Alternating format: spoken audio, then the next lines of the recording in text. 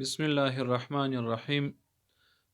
محترم ورونو، که چیرې یو څوک په ژبه کې بندیږي، د هغوی دپاره به دغه کلمات چې ور وښیو، د الله تعالی جل جلاله په فضل عظیم سره به دغه کس د دغه تکلیف څخه خلاص شي. یا هم یو څوک دی چې وایي زه په یو ځای کې چې یو مجلس یې هلته خبرې نسم کولی، بیان نسم کولی، تقریر نسم کولی، نو هغه چې دغه کلمات یې وایي. موسی علیه السلام ته دغه کلمات چې الله تعالی جل جلاله ښودلي دي: بسم الله الرحمن الرحیم، ربي اشرح لي صدري ويسر لي امري واحلل عقدة من لساني يفقه قولي.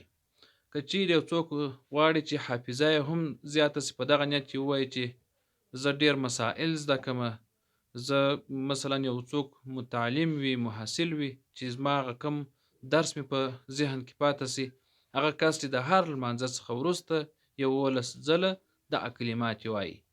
بیا یې هم تکراروم: ربي اشرح لي صدري ويسر لي امري واحلل عقدة من لساني يفقه قولي.